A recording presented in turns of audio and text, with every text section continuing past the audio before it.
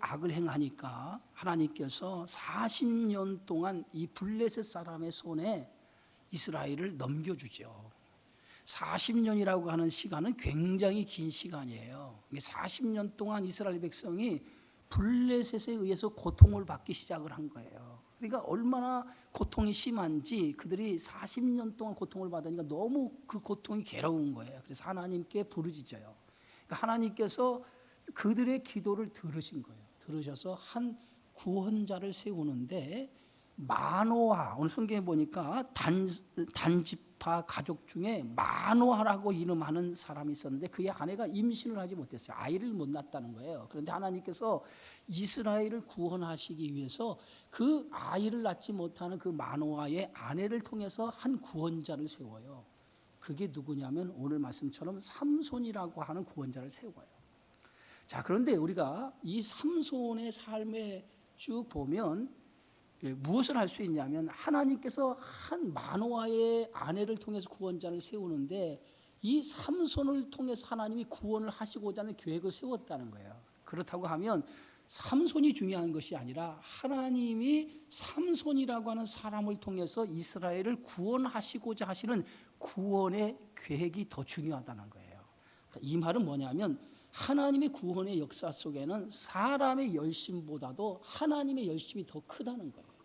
그러니까 항상 우리의 열심이 우리의 열심이 하나님의 일을 하는데 크다라고 생각하면 안 돼요. 항상 우리는 뭐냐, 나의 열심보다 더 큰 열심이 뭐냐면 하나님의 열심이라는 거예요. 그러니까 내가 하나님의 일을 내 열심을 통해서 한다라고 생각하면 안 돼요. 하나님께서는 사람을 통해서 일하지만은 그러나 궁극적인 것은 하나님이 하시고자 하는 그 계획을 사람을 통해서 이루어 가시는 거예요.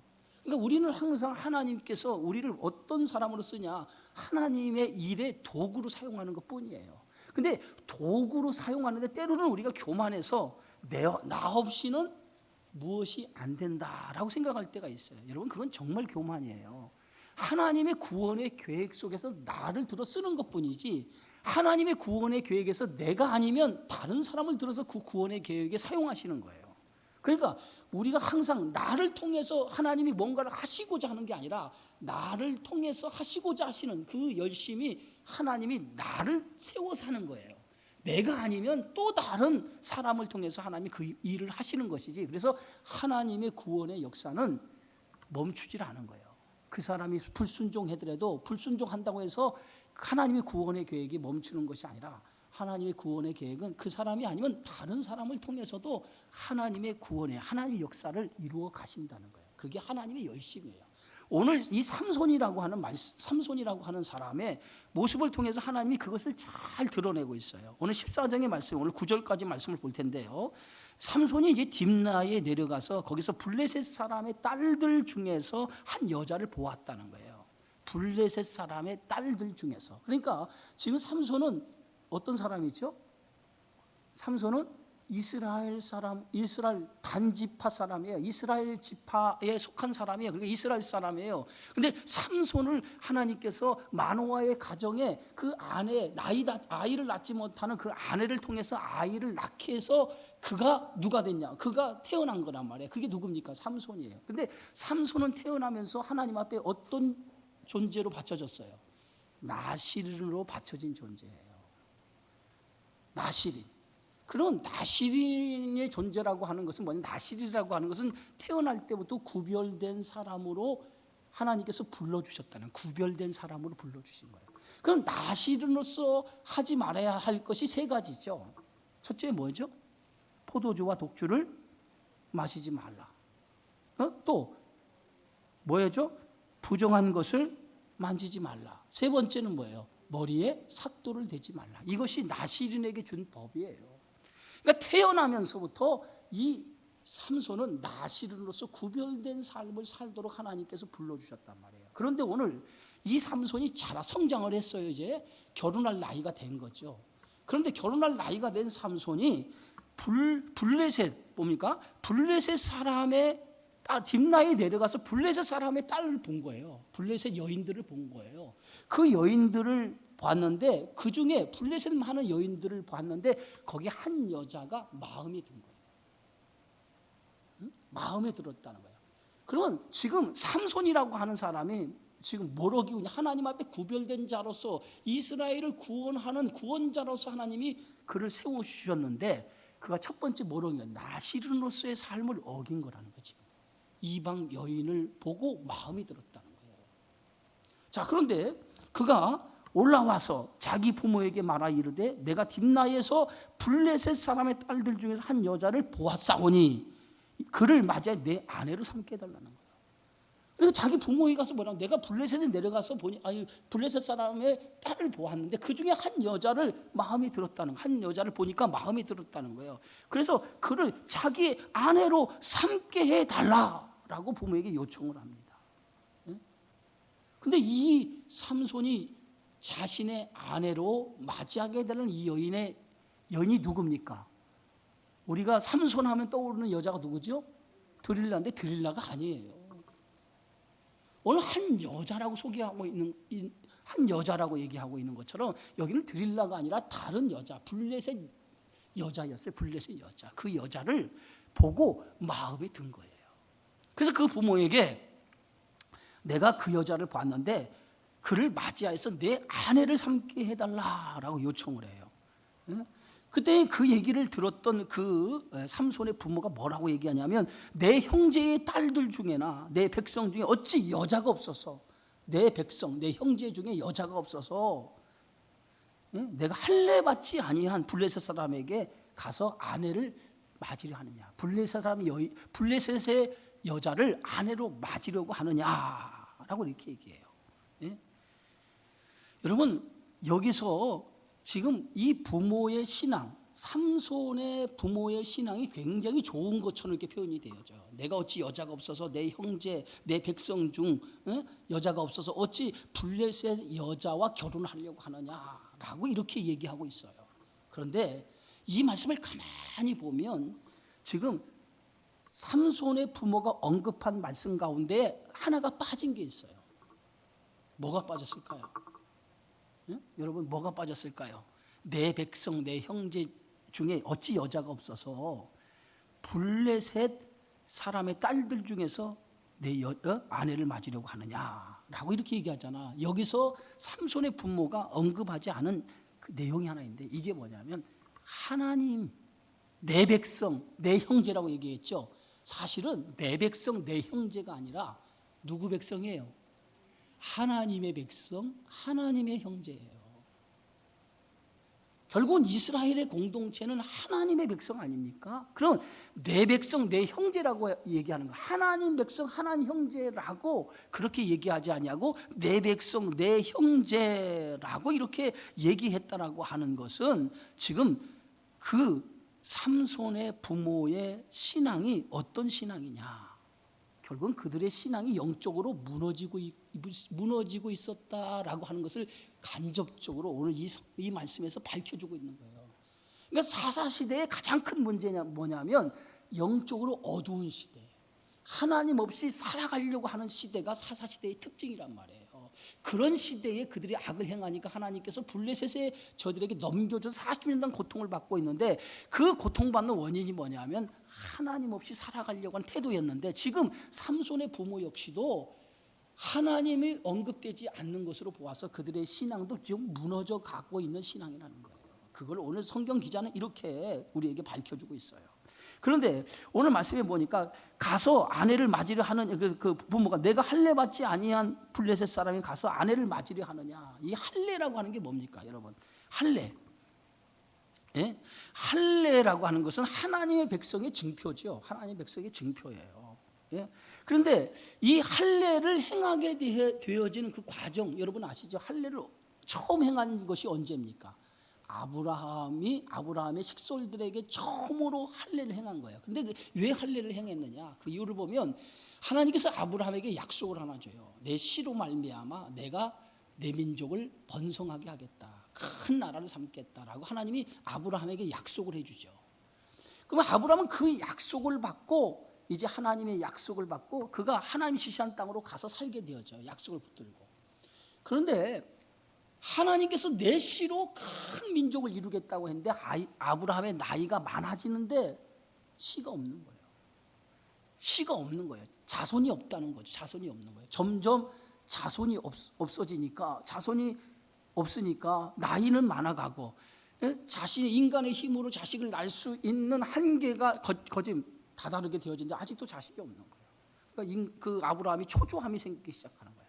근데 그 초조함을 부추기는 게 뭐냐면 사라였어요. 자기 아브라함의 아내 사라가, 이제 우리가 아이를 낳을 시기가 점점 지나가는데 어떤 방법을 통해서라도 우리가 아이를 생산해야 되지 않느냐라고 그렇게 얘기를 해요. 근데 아브라함은 하나님으로부터 약속을 받은 게 있거든. 그 약속이 뭐냐? 내 씨로 말미암아 내 이름을 창대케 하고 큰 나라를 세우겠다라고 하는 것이 하나님의 약속이었어요. 그런데 사라가 인간의 어떤 방법을 통해서도 씨를 생산해야 되지 않느냐라고 얘기하니까 아브라함이 그 사라의 말을 받아들여요. 그래서 그가 인간적인 방법으로 아이를 생산해냅니다. 그게 누구냐면 사라의 몸종을 통해서 아이를 생산해놔요. 그게 누굽니까? 그게 누구죠? 이스마엘이라고 하는 자식을 낳게 되어져요.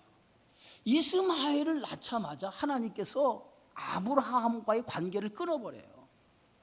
왜? 아브라함이 약속을 어겼기 때문에. 그래서 아브라함과의 관계를 끊어버려요. 무려 오늘 성경의 말씀에 보면 13년 동안 아브라함과 관계가 끊어져 버려요. 13년이라는 시간 동안 아브라함은 하나님과의 관계가 끊어진 상태로 살아가는 거예요. 여러분, 영적으로 우리가 가장 큰 불행은 하나님과의 관계가 끊어지는 것이 영적으로 가장 큰 불행인 거거든요. 그러면 아브라함에게 있어 13년은 영적으로 끊어진 시간이었단 말이에요. 그러니까 아브라함의 인생에서 가장 어두운 시간, 가장 괴로운 시간, 가장 힘든 시간이었다는 거예요. 그 13년의 시간이 하나님과 끊어진 시간을 보내고 있었어요. 그때 13년 만에. 근데 아브라함의 나이 정확하게 99세예요. 99세 하나님이 다시 아브라함에게 나타나요.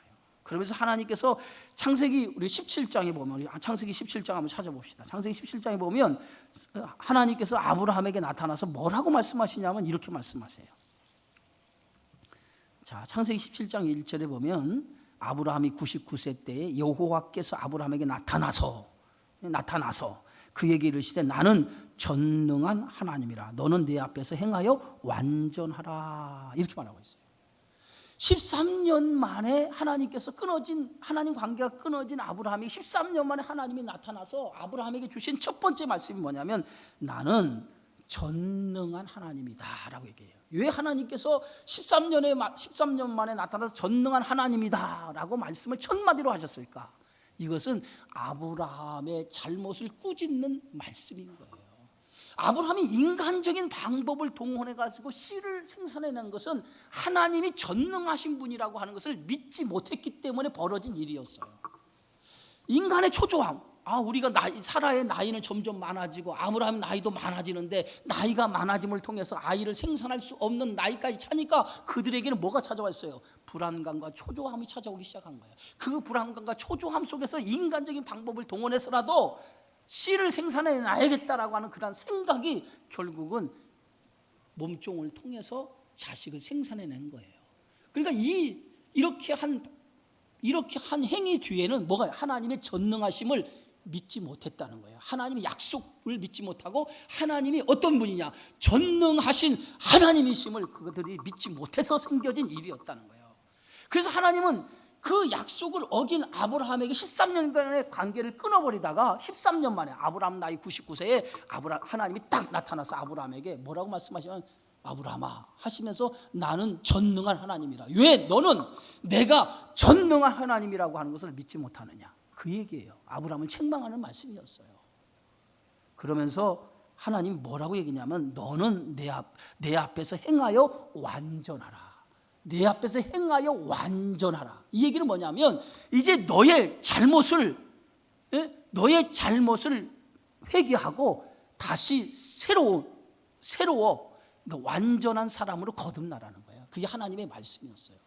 그러면은 하나님의 약속을 어긴 아브라함에게 주어진 대가는 뭐냐면 죽음이에요. 죽음. 사실은 그 말씀이 이제 창세기 16장에 보면 15장에 보면 이제 하나님과 아브라함 사이에 그 아브라함 사이에 언약을 체결하는 장면이 나오죠. 그게 뭐냐면 9절의 말씀이에요. 여호와께서 그에게 이르시되 나를 위하여 3년 된 암소와 3년 된 암염소와 3년 된 수장과 3비둘기의 집비둘기 새끼를 가져올지니라. 그것을 둘로 딱 쪼개놓고 하나님과 아브라함과의 언약을 딱 맺는 거예요. 이게 약속인 거거든요. 그런데 그 약속을 그 다음 장에 깨버린 거예요. 자, 약속을 깬 사람에게 있어서 하나님과 약속을 깬 아브라함에게 주어지는 대가는 죽음이에요. 그런데 하나님께서 그 죽음을 대신하기 위해서 행하라고 하신 것이 할례라고 하는 것을 행하라는 거예요. 여러분, 할례라고 하는 것이 뭐냐면 생식기의 표피를 잘라내는 거예요. 결국 이건 뭐냐면 생식기의 표피를 잘라냈다라고 하는 것이 뭐냐면 인간의 죽음을 상징하는 거예요. 아브라함의 죽음 대신에, 생명 대신에 하나님께서 남자의 생식기의 표피를 대신 받으심을 통해서 그를 죽이셨다라고 이렇게 인정을 하는 거예요. 그러면서 하나님께서 모든 가정에, 모든 남자들에게 다 할례를 행하라는 거예요. 그러면서 너는 완전하라는 거예요. 완전한, 하나님 앞에 흠없는 자가 되라는 거예요. 그것이 할례였어요. 그래서 할례는 이제 이스라엘 백성, 하나님 백성이라고 하는 증표가 할례가 되는 거예요. 예? 그래서 이 할례가 상징하는 것이 뭡니까? 오늘 신약시대 할례를 상징하는 게 뭐예요? 그게 바로 이스라엘 백성이 애굽을 건너나서 어디를 건너죠? 홍해를 건널 때 홍해물에 잠겼다라고 하는 것이 영적으로 말하면 그게 죽음이에요. 죽음.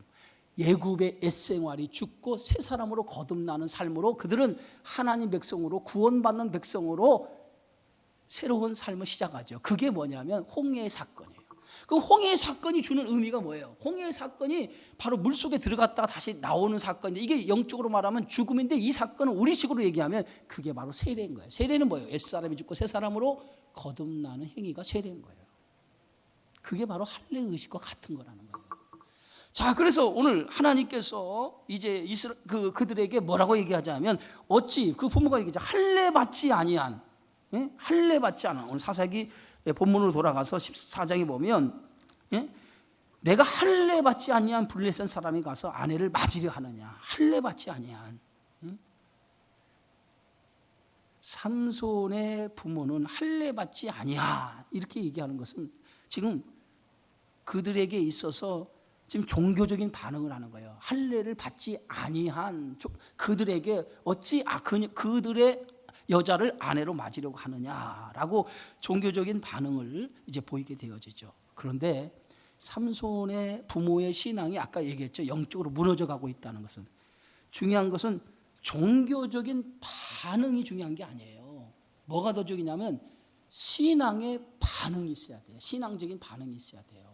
할례 받지 아니한 블레셋 사람에게 가서 아내를 맞으려 하느냐라고 하는 종교적인 반응보다 더 중요한 것이 뭐냐면 신앙의 반응이 있어야 돼. 신앙의 반응. 이 얘기는 뭐냐면 너는 나실인 아니냐, 하나님으로부터 구별된 사람으로 태어났고 구별된 인생을 살아가야 되지 않느냐라고 하는 단호한 신앙적인 반응이 있어야 돼요. 그런데 이러한 신앙의 반응이 그의 부모에게 있었어요, 없었어요? 그의 신앙의 반응이 보이지 않았다는 거예요. 그 부모가 좋은 신앙의 사람 같지만 더 깊숙이 영적으로 보면 이미 그들의 신앙이 무너져 가고 있다는 거예요. 종교적인 반응은 보이지만은 신앙적인 반응은 보이지 않고 있다는 거예요. 여러분, 우리 중요한 것은 종교적인 반응은 누구든지 보일 수 있어요. 예배를 드리는 것, 이 종교적인 반응일 수도 있어요. 그러나 이 종교적인 반응이 중요한 게 아니라 예배 속에 고백되어지는 신앙이 중요한 거예요. 그죠? 예배는 자리에 앉아서 종교적인 행위를 할 수 있단 말이에요. 종교적인 행위는 할 수 있어요. 그 종교적인 행위를 한다고 해서 우리가 신앙의 사람이라고 얘기할 수 없다는 거예요. 예배의 자리에 앉을 수 있지만 중요한 것은 예배를 드리는 삶의 자세가 어떤 자세를 가지고 드리냐예요. 그게 신앙적인 행위라는 거예요. 그러니까 우리의 삶이 내가 종교인으로 살아가느냐 신앙인으로 살아가느냐, 내가 종교인으로 살아가느냐 신앙인으로 살아가느냐, 어떤 사람으로 살아가야 되냐? 우리는 종교인이 아니라 신앙인으로 살아가야 돼요. 그런 신앙인으로 살아간다는 게 뭐예요? 나시린으로서 구별된 자로서의 삶을 살아가는 게 신앙인이에요. 그냥 종교적인 틀만 얻어가지고 나는 기독교인입니다라고 하는 이름을 가지고 살아가는 게 아니라 신앙인으로서 내가 내 삶 속에서 신앙적인 반응을 가지고 살아가는 거예요. 그게 뭐냐? 그게 나실인 구별된 사람의 모습이라는 거예요. 그런데 지금 이 삼손의 부모에게 있어서는 이런 신앙적인 반응은 없어요. 종교적인 반응만 있는 거지. 종교적인, 우리가 세상에 살아보면, 나가보다 보면 기독교인하면 손 많이 들죠. 그죠? 그러면 그 사람들이 기독교인이라고 손 많이 드는 사람들의 삶의 모습에 정말 신앙인다운 삶의 모습이 있는가 보세요. 얼마나 될까요? 얼마나 되냐고. 기독교인은 종교인이지만은 신앙적인 반응은 갖지 않은 사람들이 너무 많다는 거예요. 오늘 우리가 교회 다니는 우리 성도들 가운데도 종교인이라고 하는, 내가 기독교인입니다, 교회 다닌 사람입니다라고 하는 그러한 이름은 가지고 있지만은 신앙인으로서 반응하며 살아가는 사람은 많지 않은 거예요. 지금 이 사사기에 오늘 삼손의 부모는 바로 그런 모습을 가지고 있었다는 거예요. 종교인이지만은 신앙인으로서 반응을 보이지 않는 삶을 살아가고 있다는 거예요. 정확하게 그 모습이 뭡니까? 오늘 기독교인이면서 하나님의 뜻을 따라 살아가지 못하는, 신앙의 반응을 전혀 보이지 않고 살아가는 사람들의 모습과 같다는 거예요. 그걸 오늘 성경 기자는 우리에게 가르치고 있는 거예요.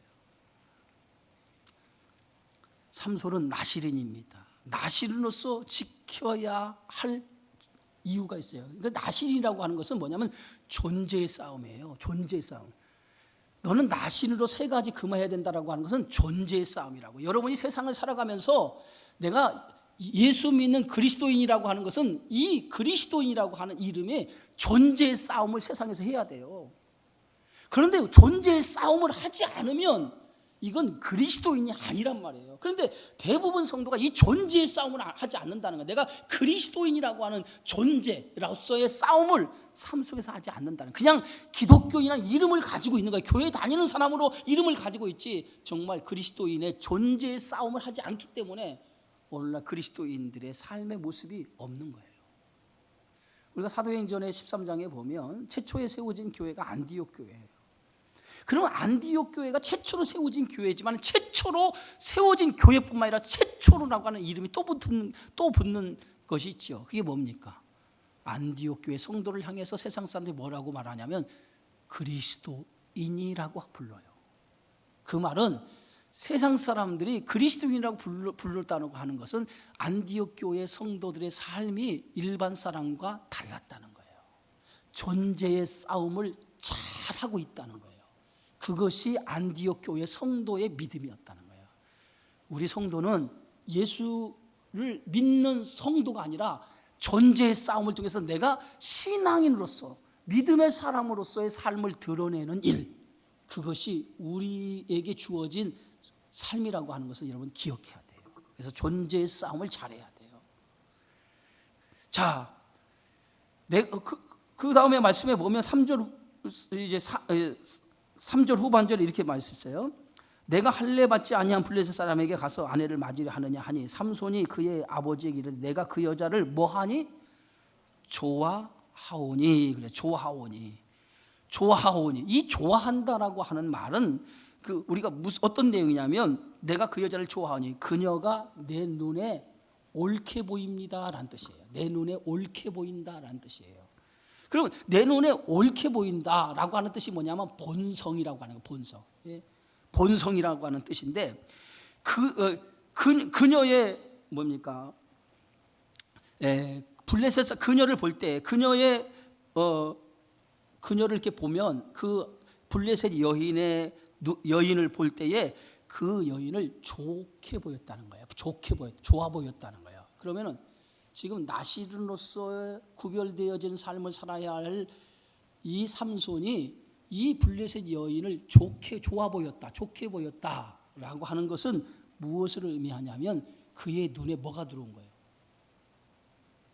블레셋 여인이 좋아 보인 거예요. 그러면 그가 본 것이 봤는데 블레셋 여인을 봤는데 그 블레셋 여인이 좋아 보인 거예요. 좋아 보인 거. 다시계서 그의 눈에 뭐가 들어온 거죠? 죄가 들어온 거예요. 죄가. 여러분 창세기 우리가 아담과 하하가 타락할 때에 선악과를 보잖아요. 근데 그 선악과를 마귀의 유혹을 받고 볼 때와 마귀의 유혹을 받지 않고 볼 때의 상황이 전혀 달라요. 마귀 사단의 유혹을 받지 않고 볼 때는 선악과를 봐도 아무런 감정이 일어나지 않았어요.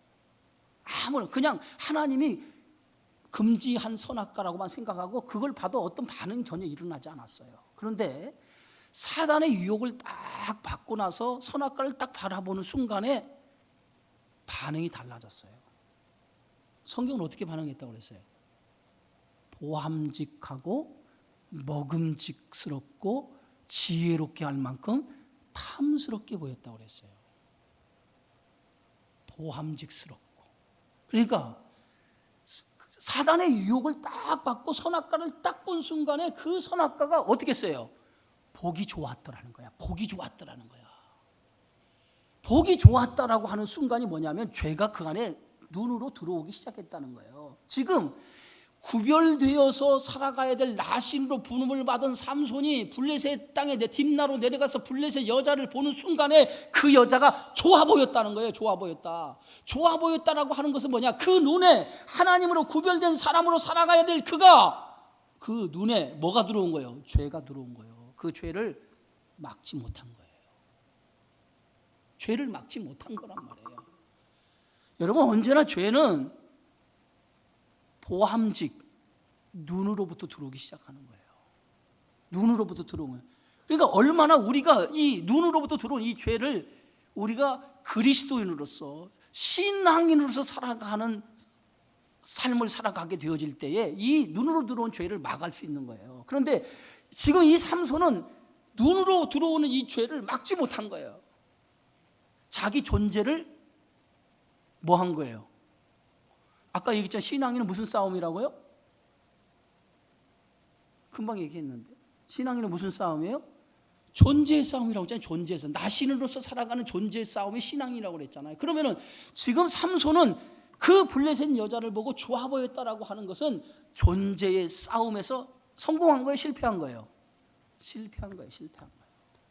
존재의 싸움에 실패한 거라는 거예요. 그 여자를 보는 순간에 좋아 보였더라. 그러니까 나신으로서 존재의 싸움을 해야 되는데 그 싸움에 실패한 사람이라는 거예요. 그러니까 결국은 그 여자가 좋아 보인 거예요.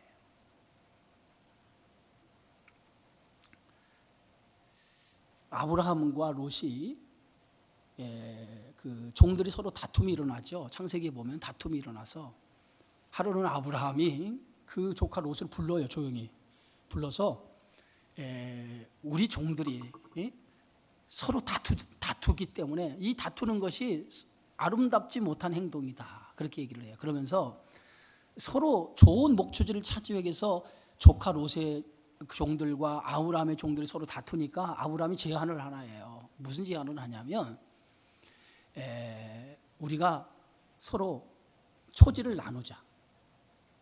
종들이 서로 초지를 나누어서 우리가 기르는 양들이 그 나눈 초지에서 양들을 가축을 기르도록 하자라고 제안을 합니다. 그러면서 아브라함이 뭐라고 얘기하냐면 내가 좌하면 내가 우하고 내가 우하면 내가 좌하리라. 먼저 선택권을 누구에게 주냐면 조카 롯에게 줘요. 조카 롯에게 줄 때에 조카 롯이 선택을 하죠. 그 선택을 어떻게 한지 아세요? 창세기 13장 한번 찾아봅시다. 창세기 13장 10절.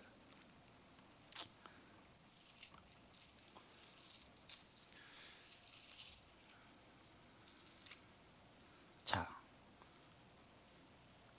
우리 한번 다 같이 한번 읽어봅시다. 자막이 없으니까 여러분들이 한번 다 같이 한번 읽어보세요. 자, 창세기 13장 10절 말씀에 10절. 자, 찾으셨으면 자, 우리 함께 읽습니다. 이에 롯이 눈을 들어 요단 지역을 바라본즉 소할까지 온 땅에 물이 넉넉하니 여호와께서 소돔과 고모라를 멸하시기 전이었으므로 여호와의 동산 같고 애굽 땅과 같았더라.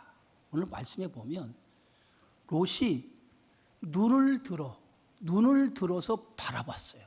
뭘 바라봤습니까?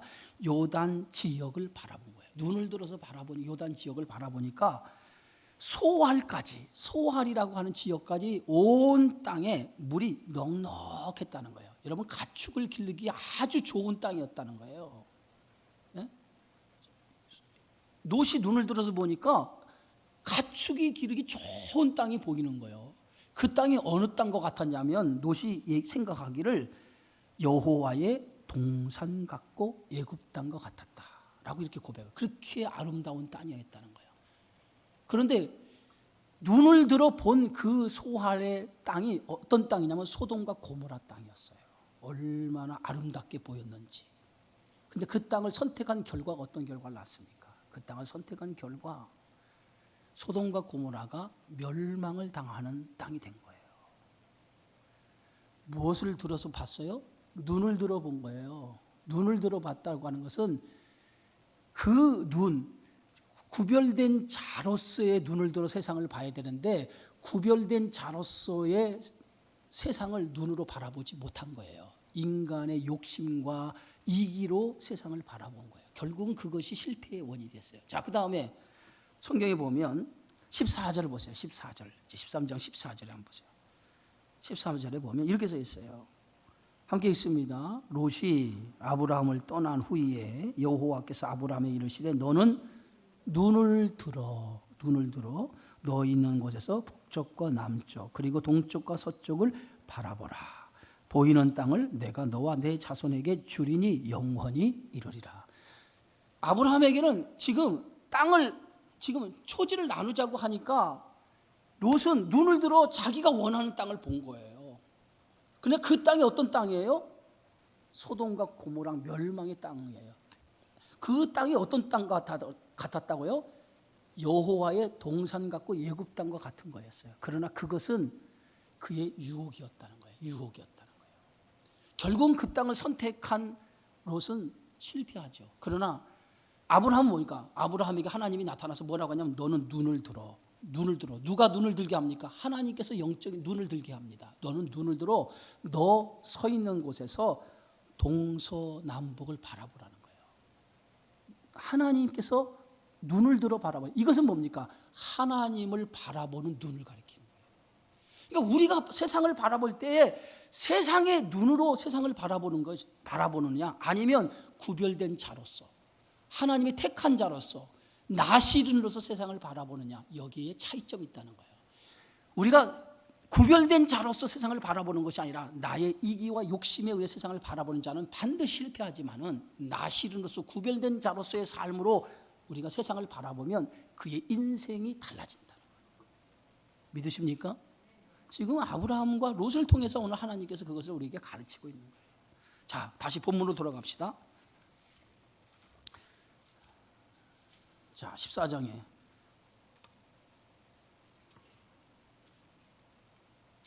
4절, 그때에 블레셋 사람이 이스라엘을 다스린 까닭에 삼손이 틈을 타서 블레셋 사람을 치러 함이었으나 그의 부모는 이 일을 여호와께로부터 나온 것인 줄은 알지 못하였더라 그랬어요. 여기서 보면 그때에 블레셋 사람이 이스라엘을 다스린 까닭에 삼손이 틈을 타서 블레셋 사람을 치려 하였으나 삼손이 틈을 타서 블레셋 사람을 치려했다라고 이렇게 성경은 번역하고 있어요. 그래서 사실은 이것은 의역입니다. 삼손이 틈을 타서 블레셋 사람을 치려함이었으나 라고 하는 것이 아니라 여호와께서 틈을 타서 블레셋 사람을 치려하였다라고 하는 거예요. 이 얘기는 지금 무슨 말씀을 하나님께서 이 성경을 통해서 하시고자 하시냐면 삼손의 이러한 신앙인으로 살아가는 삶이 아니라 나신으로 살아가는 삶이 아니라 종교인으로 살아가는 그 삼손의 모습을 가지고 있지만 하나님은 그럼에도 불구하고 하나님은 삼손을 통해서 뭐 하시기를 원하신다?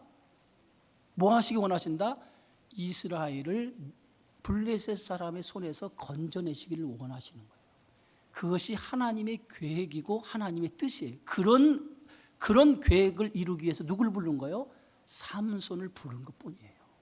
그러니까 구원의 역사가 삼손을 통해서 하나님이 하시고자 하신 것뿐이지 삼손이 잘나서 그가 훌륭해서 아니라는 거예요. 하나님이 삼손을 통해서 구원을 이루시고자 하는 계획을 가지셨기 때문에 인간의 못남에도 불구하고 인간의 부족함에도 불구하고 그 못남과 부족함에도 불구하고 하나님의 계획은 못나고 부족한 삼손을 통해서 그 계획을 이루려고 하셨다는 거예요. 이게 하나님의 뜻이라는 거예요. 오늘 이 말씀에서 결론이 뭐냐? 제가 이제 다 읽지를 못하고 오늘 이제 결론으로 맺는다면 하나님의 역사를 이루는 일은 우리의 잘남에 있지 않아요. 예? 여러분의 훌륭함에 있지 않아요. 여러분의 열심에 있지 않아요. 무슨 얘기 알겠습니까? 가끔 우리가 착각에 빠지는 이유가 나 정도면 하나님 앞에 이 정도면 되지라고 하는 생각을 가져요. 그것 때문에 여러분을 통해서 하나님이 일하는 게 아니에요. 예? 그것 때문에 여러분을 통해서 하나님이 일하는 게 아니에요.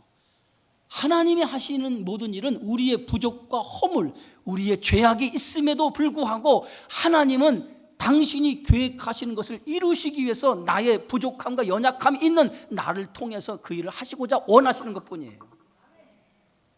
그렇다고 하면 나를 통해서 그 일을 하신다라고 하는 것은 뭐냐면 이게 하나님의 은혜라는 거예요. 은혜. 나 같은 것을 통해서 그 일을 하시고자 하시니 이게 하나님의 은혜입니다 라고 하는 거예요. 그러니까 우리는 철저하게 그걸 생각해야 돼.